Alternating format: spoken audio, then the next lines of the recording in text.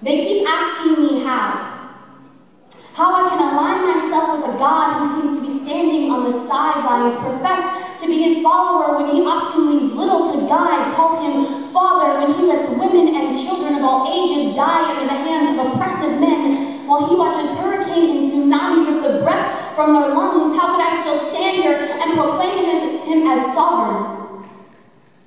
But I know they are not really looking for an answer. I know that some days we are just angry. So I will listen to their quiet rage. They don't want to hear me talk about faith tonight. They don't want to hear me put my trust in a God who has left them in the dark. But I want to scream, shout from the top of my soul that he has not abandoned you. Do you not remember? This is the same God that brought sight to blind eyes, the same God that shines light in the blackest of night, who holds the constellations in his hands and calls each star by name, who sees each sparrow fall, who knit you together like a work of art, placed you in your mother's womb before you were even a thought.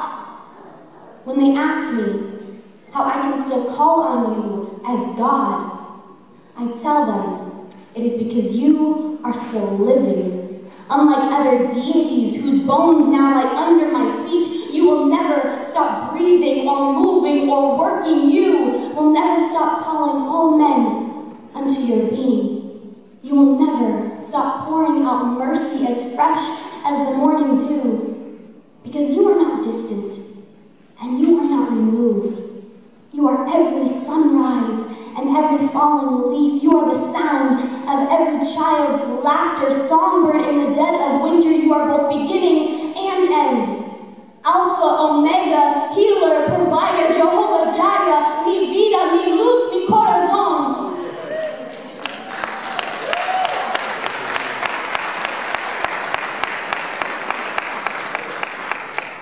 You are both Father and friend.